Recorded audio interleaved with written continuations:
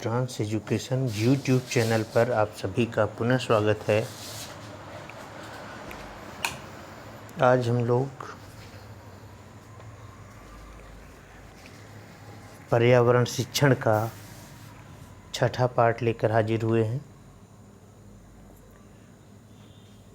आइए शुरू करते हैं। इस पाठ में आपको महत्वपूर्ण प्रश्नों को भी हल कराया जाएगा और इसको आप लोग लास्ट तक ज़रूर देखिएगा और इस पाठ से आपको बहुत लाभ होगा।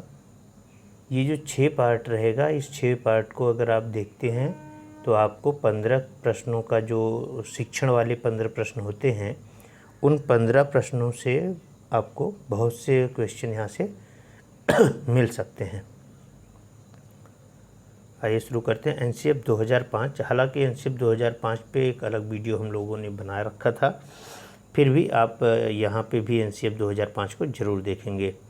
एनसीएफ 2005 कक्षा 1 और 2 के लिए पर्यावरण अध्ययन विषय की सिफारिश नहीं करता है। इसको कई बार हमने आपको बताया रखा है इस वीडियो के माध्यम से, फिर भी आप यहाँ ध्यान रखेंगे। इसलिए इस स्तर पर पर्यावरण अध्ययन की कोई पुस्तक नहीं है। पर्यावरण अध्ययन से जुड़े मुद्दों को भाषा गणित के माध्यम से बताए जाने की बात कहता है। इस स्तर पर औपचारिक मूल्यांकन नहीं होता है, बल्कि शिक्षक को बच्चे के अवलोकन करते हुए ही मूल्यांकन करना चाहिए और इससे बच्चे के अभिभावक को भी बताना चाहिए। बच्चे के प्रगति कार्ड पर सामान्य अवलोकन से मालूम हुए उसकी अभिरुचि, क्षमता, कुशलता, स्वास्थ्य की स्थिति आदि की सूचना होनी चाहिए। कक्षा 3 से 5 तक के स्तर का मूल्यांकन होना चाहिए, परंतु यह सतत मूल्यांकन आधारित होना चाहिए। तो कक्षा 3 से 5 तक स्तर का मूल्यांकन होना चाहिए और ये सतत मूल्यांकन आधारित होना चाहिए। इस स्तर पर निम्नलिखित अधिगम के आयामों का मूल्यांकन होना चाहिए। भाषा की समझ, पढ़ने की क्षमता, अभिव्यक्ति की क्षमता, खुद अपने हाथों से करने से लेकर समूह में काम करने की कुशलता, अवलोकन, वर्गीकरण, ड्राइंग आदि करने के कौशल। प्राथमिक शिक्षा की पूरी अवधि में किसी भी तरह की औपचारिक शाब्दिक जांच परीक्षा नहीं होनी चाहिए। साथ ही अंक या ग्रेड देने, पास या फेल करने की किसी तरह की पहलकदमी नहीं होनी चाहिए। इस स्तर पर मेरिट कायम करने से बचना चाहिए। शिक्षक को लगातार मूल्यांकन करते रहना चाहिए, वह भी दिए गए दिशा निर्देशों के अनुसार ही, यानी बच्चे के व्यक्तित्व के विभिन्न पक्षों को जानने के लिए ही मूल्यांकन होना चाहिए। इस स्तर के बच्चों के आकलन के लिए एनसीएफ 2005 के निम्नलिखित संकेतकों की सिफारिश की है। पहला है अवलोकन और रिपोर्ट करना। इस संकेत के द्वारा बच्चों के किसी चीज़ का वर्णन करना, चित्र बनाना, चित्र देखकर बताना, तालिका के द्वारा बताना, निष्कर्ष निकालना और नक्शे बनाना आदि कौशलों का आकलन होता है। वस्तुओं के नाम बताना, नक्शे पर राज्यों को बताना, पत्तियों के चित्र बना रंगोली बनाना, पोस्टरों को पढ़ना और वर्णन करना, अपने पड़ोस के जल के स्रोतों पर सर्वे करना, किसी बीज की अंकुरण की प्रक्रिया को देखना। दूसरा है चर्चा करना। इस संकेत के द्वारा सुनना, बोलना, अपनी राय देना, दूसरों की राय पूछना जैसे कौशलों का अवलोकन होता है। प्रदूषण के कारकों पर चर्चा करना, भोजन की बर्बादी पर चर्चा करना, कचरा निपटारे पर चर्चा करना, अनुभव के ऊपर चर्चा करना जैसे किसी जगह की यात्रा करना। अभिव्यक्ति। इस संकेत के द्वारा बच्चे के द्वारा बनाए गए चित्र द्वारा उसके हाव भाव से, उसके सृजनात्मक लेखन से या हाथों के द्वारा बनाई गई चीज़ों का आकलन होता है। अगर मैं पक्षी की तरह उड़ सकता, जानवरों, बुजुर्गों आदि का आदर कैसे किया जाए और जल की कमी को कैसे पूरा किया जाए, ये एक माध्यम है। चौथा है व्याख्यान। इस संकेत में बच्चा तर्क देता है और तर्क के आधार पर चीज़ों के में संबंध जोड़ता है, जैसे जल को स्वच्छ करने के साधन, 2 दिन की ट्रेन यात्रा के लिए कितने भोजन की आवश्यकता होगी? अगर झुग्गियाँ उजड़ जाएंगी तो वहाँ के लोग कहाँ जाएंगे या झुग्गियों को क्यों उजाड़ दिया जाता है? गर्मियों में भोजन सर्दियों की अपेक्षा ज़्यादा खराब क्यों होता है?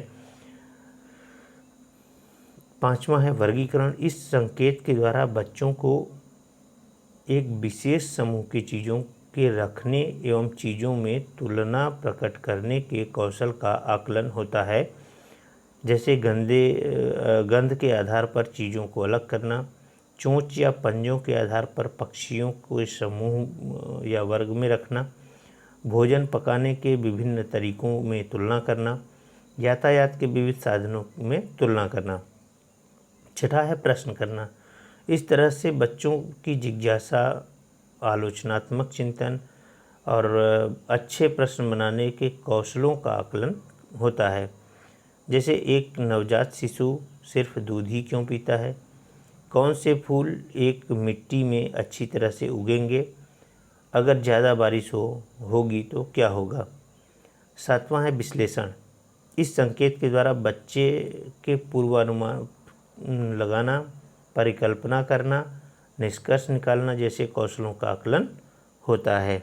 जैसे राजाओं ने किले क्यों बनवाए? अलग अलग ऋतुओं में क्या क्या परिवर्तन होते हैं? दालें पकने से पहले दाल भिगोई क्यों जाती है?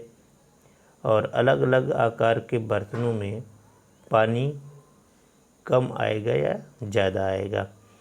प्रयोग। 8वां है प्रयोग करना। इसमें बच्चा वस्तुओं का जुगाड़ कैसे करता है और प्रयोग कैसे करता है का आकलन होता है। जैसे खाली माचिस की डिब्बियों से खिलौने रेल बनाना और जिगसा बनाना। पानी में कौन सी चीज़ घुलती है और कौन सी नहीं घुलती है? पानी में कौन सी चीज़ तैरती है और कौन सी नहीं तैरती है? 9वां है न्याय और समानता के प्रति सरोकार।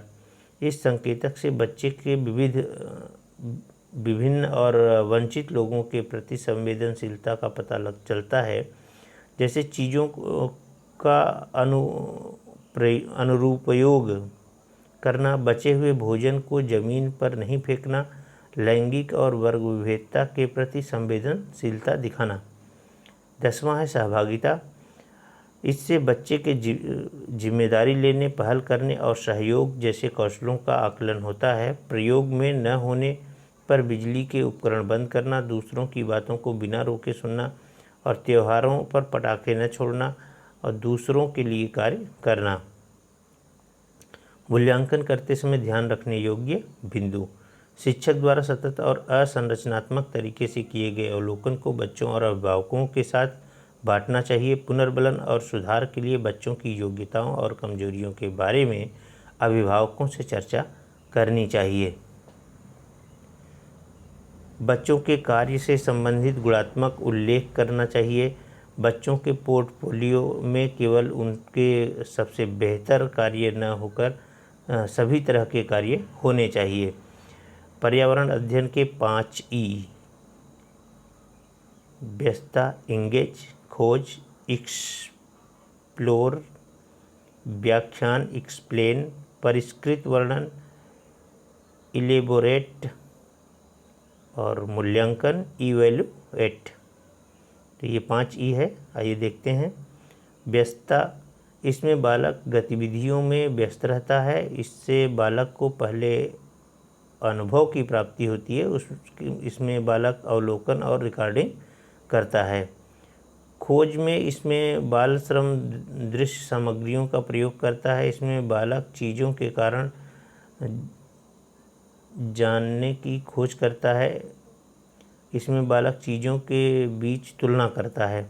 व्याख्यान, इसमें बालक तर्क देता है और तर्क के आधार पर चीज़ों में संबंध स्थापित करता है। परिष्कृत वर्णन, इसमें बालक चर्चा करता है, अपनी राय देता है और दूसरों की राय पूछता है। मूल्यांकन, इसमें बालक एक निष्कर्ष पर पहुंचता है, जैसे सभी शिकारी जानवरों में लगभग एक जैसी विशेषता पाई जाती है। तो आइए हम लोग कुछ प्रश्नों को देखते हैं। सीटेट में जो प्रश्न पूछे गए हैं विगत वर्षों में, उनको हल किया जाएगा। और आप लोग इसे ध्यानपूर्वक देखिए और यहाँ तक कि आप अपने उत्तर पहले भी दे सकते हैं कमेंट सेक्शन में। आपको इतना समय दिया जाएगा कि आप उत्तर दे सकें। ठीक है, आइए शुरू करते हैं। निम्नलिखित में से कौन सा कथन आकलन प्रक्रियाओं के बारे में सबसे कम उपयुक्त है? तो आकलन प्रक्रिया के बारे में सबसे कम उपयुक्त देखना है। पहला है, बच्चों के पोर्टफोलियो में केवल उनके सबसे बेहतर कार्य न होकर सभी तरह के कार्य होने चाहिए। दूसरा है, बच्चे को निजी विवरण और वैयक्तिक पृष्ठपोषण देना वांछनीय अभ्यास है। और तीसरा है सी, सीखने के संकेतकों का उप संकेतकों की सूची बनाना, रिपोर्टिंग को अधिक विस्तृत बनाना है। और डी ऑप्शन है, ठीक, अच्छा और बहुत अच्छा जैसी टिप्पणियाँ बच्चों के सीखने के बारे में एक समझ प्रदान करती है।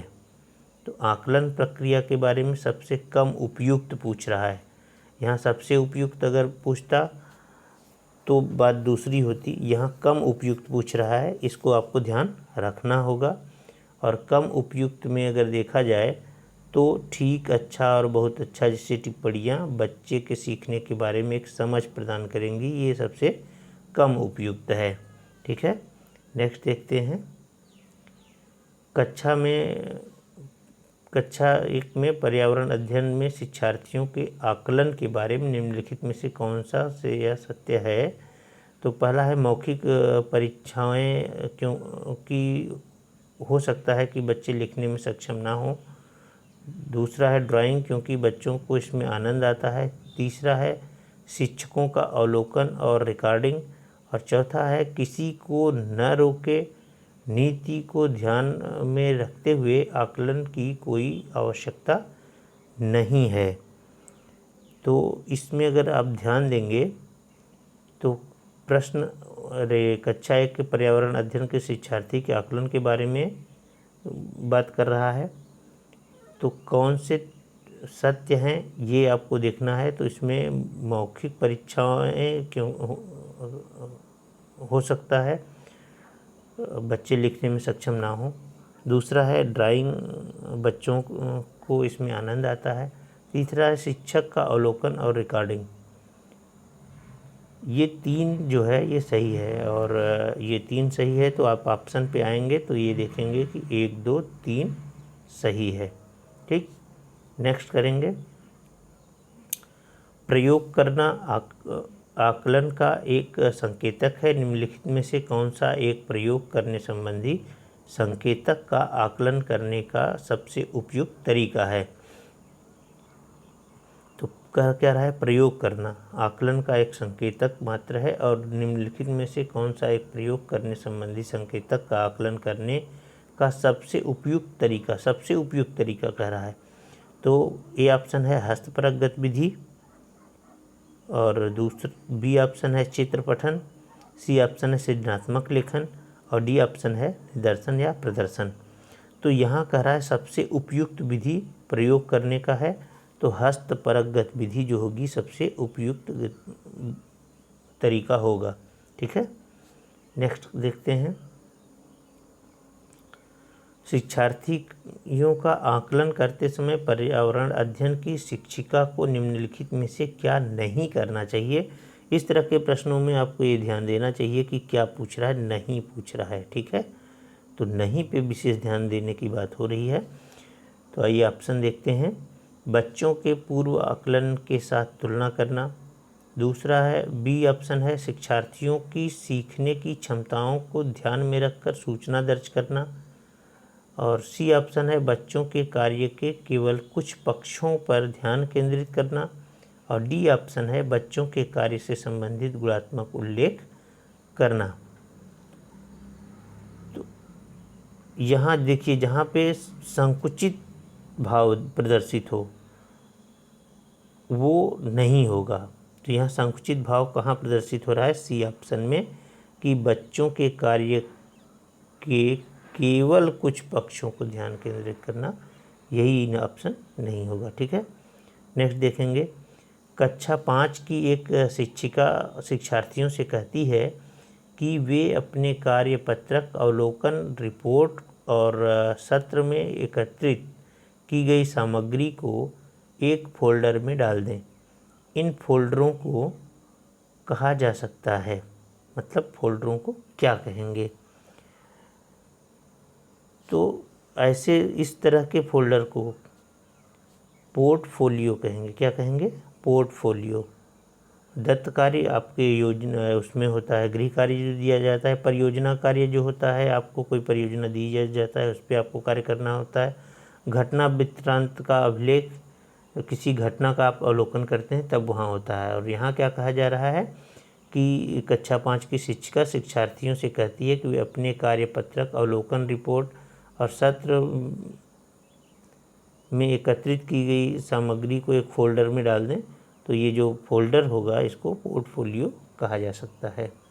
ठीक है, नेक्स्ट देखेंगे। निम्नलिखित में से कौन से प्राथमिक स्तर पर पर्यावरण अध्ययन में आकलन के लिए उपकरण और तकनीकें हैं? तो इसमें ऑप्शन देखेंगे कि कौन कौन से प्राथमिक स्तर पर पर्यावरण अध्ययन के आकलन के उपकरण या तकनीक है। तो पहला है परियोजना कार्य। तो परियोजना कार्य जो है ये आएगा आकलन में। और दूसरा है क्षेत्र भ्रमण, ये भी आएगा। जनरल लिखना, ये प्राथमिक स्तर पर पर्यावरण अध्ययन के आकलन में नहीं आएगा। और विचार मानचित्रण, तो जहाँ तक है ये भी नहीं आएगा। तो पहला और दूसरा ऑप्शन जहाँ सही होगा वही सही होगा। तो पहला ऑप्शन और दूसरा ऑप्शन कहने का मतलब ए में है, तो ये ए ऑप्शन सही हो जाएगा। ठीक है, नेक्स्ट करेंगे। प्राथमिक स्तर की अध्यापिका जलाभाव के विषय पर अपने कक्षा 4 के बच्चों को प्रभावपूर्ण तरीके से किस प्रकार आंकेगी? तो प्रभावपूर्ण तरीके से किस प्रकार आंकेगी? पहला है जल संरक्षण में पोस्टर बनाने की गतिविधि का आयोजन करके, बच्चों के जल संरक्षण के बारे में लिखने के लिए कहकर, उपर्युक्त विषयों पर एक लिखित परीक्षा का आयोजन करके, और डी ऑप्शन है यह पता करके कि उन्होंने अपने दैनिक जीवन में जल की बचत कैसे प्रारंभ की। तो ऑप्शन डी सही हो जाएगा यहाँ पे। ठीक है, नेक्स्ट देखेंगे। प्राथमिक स्तर पर पर्यावरण अध्ययन के आकलन में निम्नलिखित में से कौन सा एक संकेतक उपयुक्त नहीं है? उपयुक्त नहीं पूछा है, इस बात का आपको ध्यान रखना होगा। तो सहयोग, स्मरण करना, प्रश्न पूछना, न्याय और समानता के प्रति चिंता। तो क्या कह रहा है कि प्राथमिक स्तर पर पर्यावरण अध्ययन के आकलन करने की बात कर रहा है। तो यहाँ पे आकलन में सहयोग, प्रश्न पूछना और न्याय और समानता के प्रति चिंता रहेगा। इसमें बी ऑप्शन नहीं होगा, स्मरण करना नहीं होगा, क्योंकि आकलन की बात कर रहा है ना कि स्मरण की बात कर रहा है। ठीक है, 9वां प्रश्न देखेंगे। निम्न में से कौन सा पर्यावरण की कक्षा में रूपात्मक आकलन का समुचित कार्य नहीं है?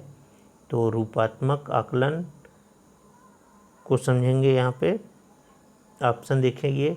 ए ऑप्शन दिए गए प्रयोगात्मक प्रारूप के चिन्हांकन वाले आरेख बनाना। बी ऑप्शन जल प्रदूषण की हानियों के बारे में चर्चा करना और पाठ में दी गई महत्वपूर्ण शब्दावली की परिभाषा की व्याख्या करना और दिए गए प्रयोगात्मक क्रियाकलापों को पूरा करना और अपने अवलोकन को दर्ज करना। तो इसमें जो है प्रश्न जो कह रहा है कि कौन सा पर्यावरण कक्षा में रूपात्मक आकलन को समुचित कार्य नहीं कह रहा है। तो रूपात्मक आकलन में समुचित कार्य नहीं है ये पूछ रहा है। तो इसमें क्या होगा कि जल प्रदूषण की हानियों के बारे में चर्चा करना, यही नहीं होगा। ठीक है, बी ऑप्शन नहीं होगा इसमें। नेक्स्ट देखते हैं। नेहा कक्षा 5 की ईवीएस विषय में नीचे दी गई मूल्यांकन तकनीक का प्रयोग करती है। तो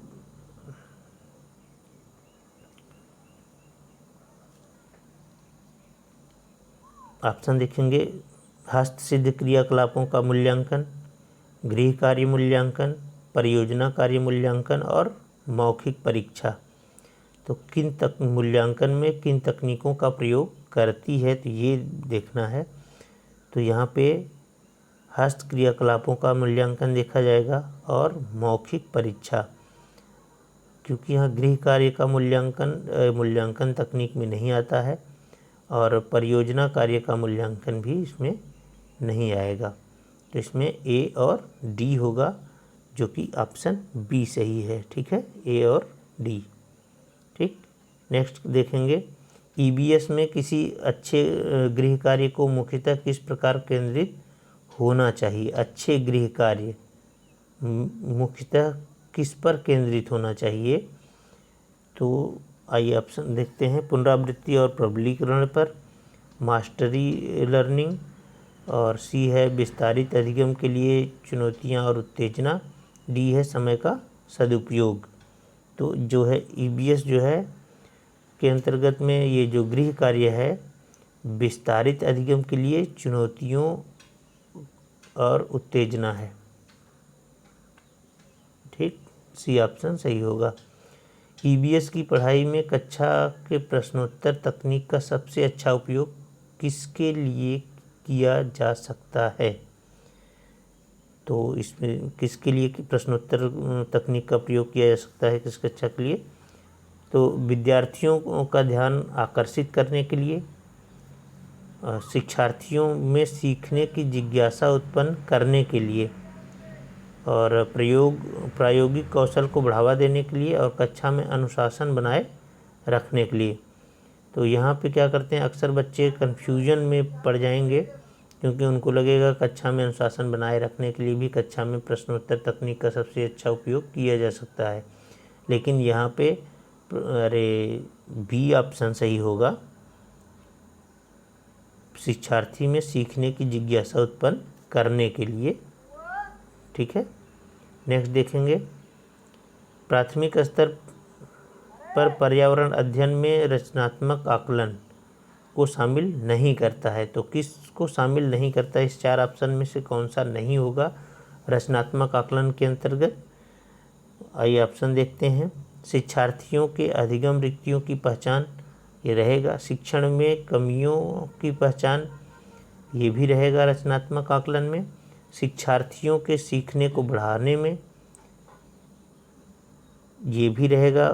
और डी है शिक्षार्थियों की ग्रेडिंग और रैंकिंग, तो रचनात्मक आकलन में शामिल नहीं रहेगा। तो यही डी ऑप्शन होगा इसमें, कि ग्रेडिंग और रैंकिंग इसमें शामिल नहीं रहेगा। आइए अगला प्रश्न देखते हैं, कक्षा 5 की एनसीईआरटी की पर्यावरण अध्ययन की पाठ्यपुस्तक में प्रत्येक पाठ के अंत में एक खंड को शामिल किया गया है, हम क्या समझें। यह सुझाव दिया गया है कि इस खंड में शामिल प्रश्नों के उत्तर का सही या गलत के रूप में आकलन नहीं किया जाएगा। यह परिवर्तन इसलिए किया गया है क्योंकि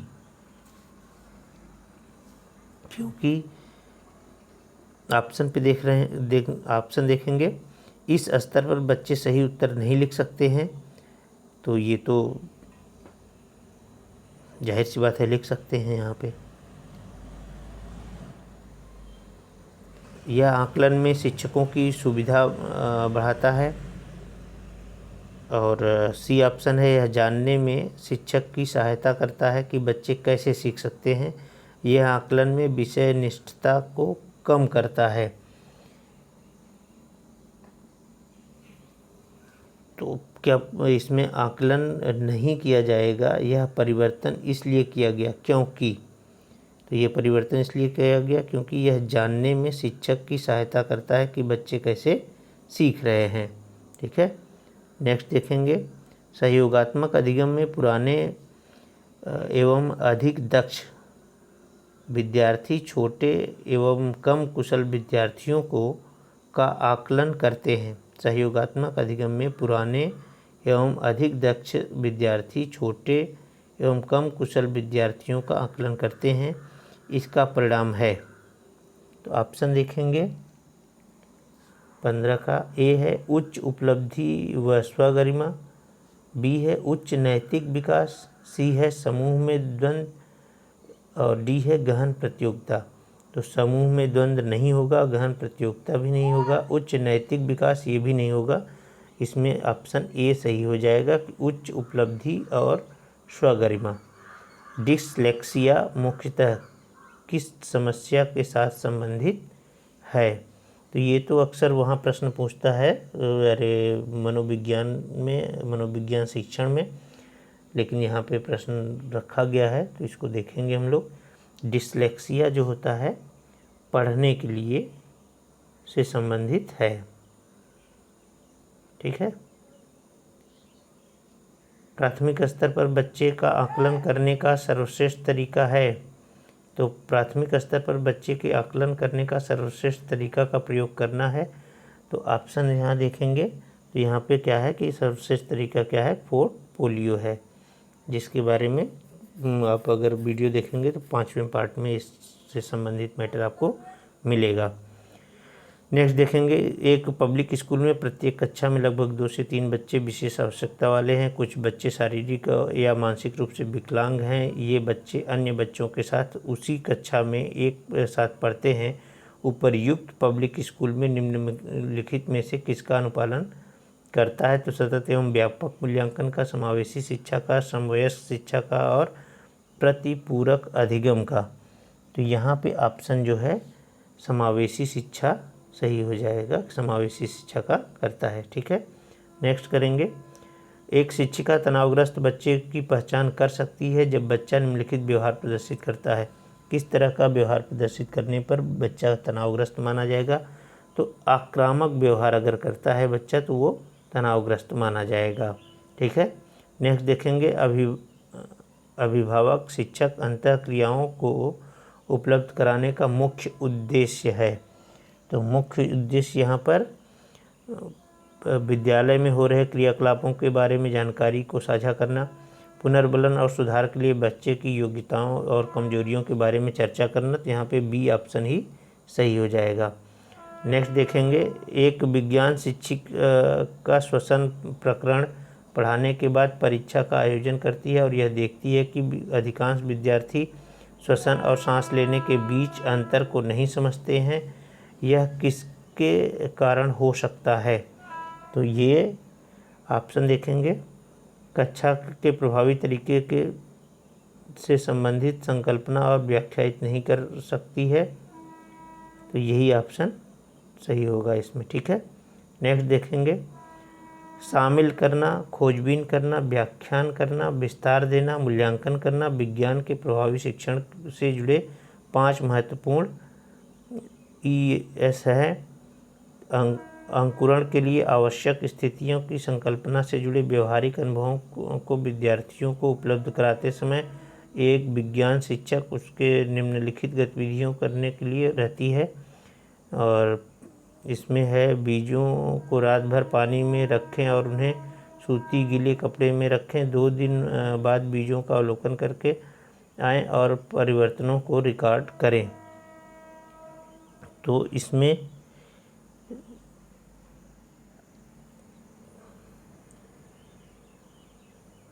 इंगेज और एक्सप्लोर सही होगा, जो कि ऑप्शन डी में है। ठीक है।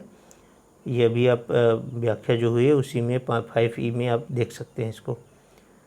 23 इस एक कक्षा में औसत से कम वाले 4 विद्यार्थी हैं। उन्हें अन्य विद्यार्थियों के समान लाने के लिए निम्नलिखित में से कौन सी व्यूह रचना सबसे प्रभावी होगी?